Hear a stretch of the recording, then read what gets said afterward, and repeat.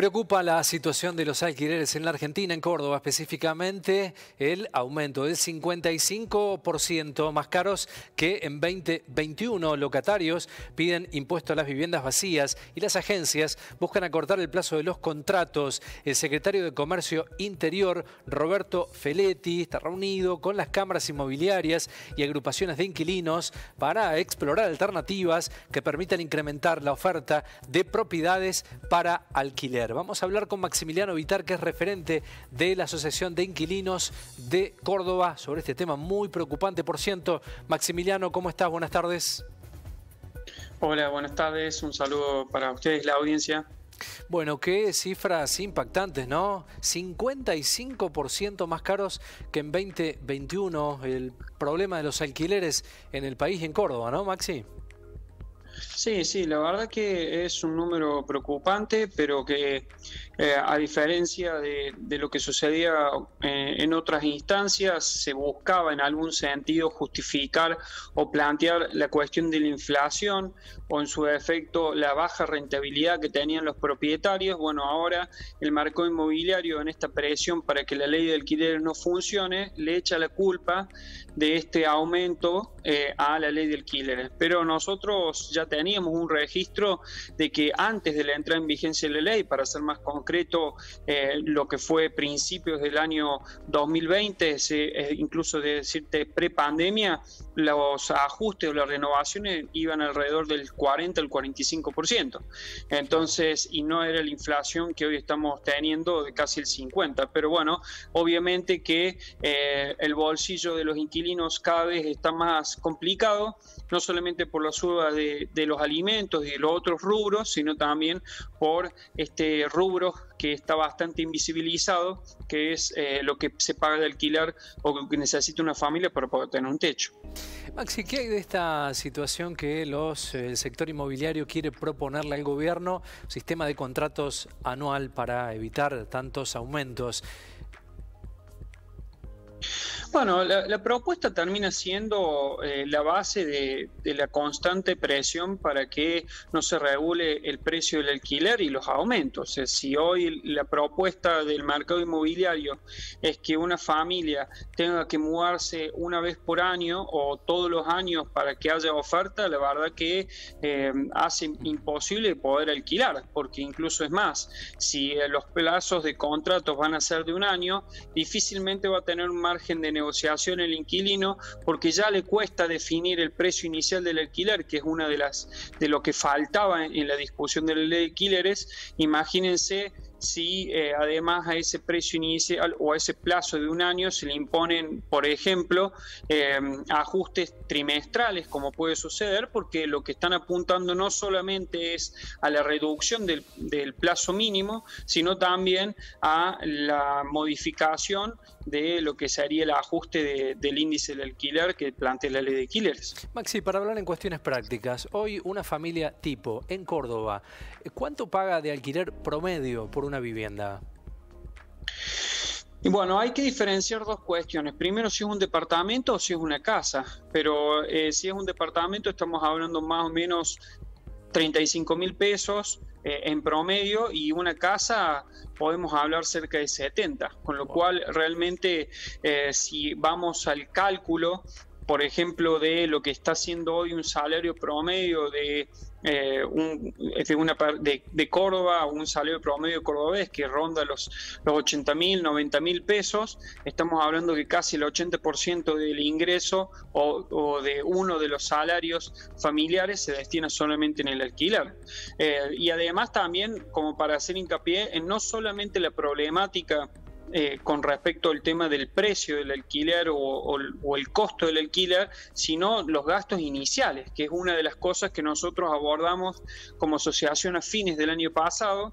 en la discusión, no solamente de una excepción que se ha convertido regla en Córdoba, que es que la comisión inmobiliaria la paga el inquilino, porque este gasto o estos honorarios, establece el mismo estatuto del Colegio de Corredores Públicos Inmobiliarios que se tiene que dar una participación o una negociación entre el inquilino, el propietario y la inmobiliaria para definir cuánto y quién paga la comisión. Y si no hay acuerdo, recién ahí es el 5% a cargo del inquilino, pero en esa instancia nunca nos dan a nosotros esa posibilidad, con lo cual ese gasto más el impuesto al sello, el mes de anticipo y otros gastos más, una familia en promedio necesita entre 2 alquileres y 3 alquileres para poder ingresar a una vivienda, con lo cual termina siendo una vez más una barrera para poder acceder a la casa propia. Sí, y el hilo se corta por lo más delgado, por la necesidad concreta del inquilino, que es el que más va a ceder seguramente y el que tiene que pagar los costos reales, porque aquel dueño de vivienda y la inmobiliaria están en una situación casi te diría expectante, y el que tiene que ceder ante estas negociaciones de contrato por necesidad de vivienda, que tampoco hay muchas en el país y en Córdoba tampoco, es el inquilino. Hoy hablaríamos en cuestiones prácticas, Maxi, de un alquiler promedio para una familia tipo de 4 personas de una casa, siempre en números aproximados, de 70.000 pesos. Para ingresar estamos hablando de 3 sueldos, son arriba de 200.000 pesos para el ingreso. Y después en el periodo del alquiler, ¿cómo se van realizando con esta nueva ley los ajustes? Los ajustes se hacen de manera anual y bajo el índice que establece un promedio entre inflación y salario. Nosotros obviamente que en este marco de una inflación bastante constante y alta, el índice que nosotros tenemos expectativas de que pudiese ser mucho más bajo de los números que están dando hoy, seguimos confirmando que están por debajo de lo que son los ajustes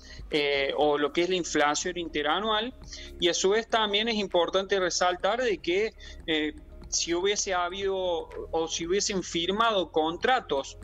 con un ajuste como se estaba firmando antes de la entrada en vigencia de la ley de alquileres, esos ajustes han sido por encima de este índice. Para ser un poco práctico, como me lo planteas, a aquellas familias que firmaron un contrato de alquiler con un ajuste semestral del 15%, a la finalización de los 2 años de contrato van a terminar pagando un aumento de casi el 53% en su contrato. Con la nueva ley de alquileres, si hubiesen firmado esas familias en julio del año 2020, hubiesen pagado un aumento a finalizar su segundo año de contrato, porque son 3 años con la nueva ley, un 41% de aumento. Si queremos irlos a lo que sucedía en diciembre, que muy pocas familias hubiesen firmado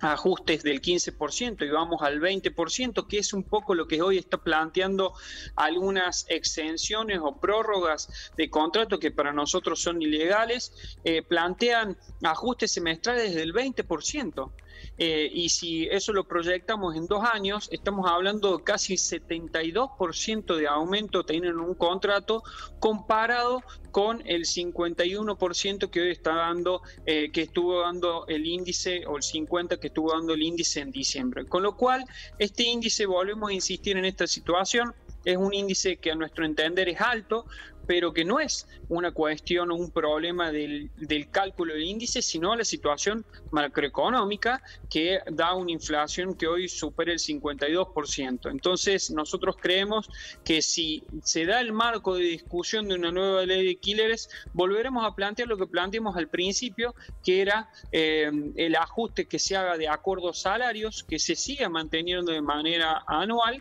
y que obviamente también empezar a discutir otras formas, más que ley de alquileres sí, ley de alquileres no, sino otras formas de poder garantizar la oferta de viviendas en alquiler. Porque como recién comentabas, Ezequiel, el problema está siendo en que hay propietarios inmobiliarias que tienen la posibilidad de esperar. tiene la posibilidad de definir que pueden pasar 3 o 4 meses sin querer o poner su vivienda en alquiler, o tener, como han planteado algunas, un año en venta su departamento o su casa. Entonces, bueno, en ese marco nosotros creemos que la discusión no tiene que centrarse en la mayor construcción de viviendas, porque no faltan viviendas, sino que hay un gran promedio, casi podría decir 2 propiedades por persona en distintas zonas, por decirte incluso en Ciudad Autónoma de Buenos Aires hay más vivienda ociosa que el déficit habitacional que existe en la ciudad, pero el problema es que cada vez hay más propiedades en menos manos, y eso también no solo en Ciudad Autónoma de Buenos Aires, sino también en Río Cuarto sucede. Maximiliano Vittar, gracias como siempre por el tiempo y la predisposición. No, muchísimas gracias a ustedes. Saludos.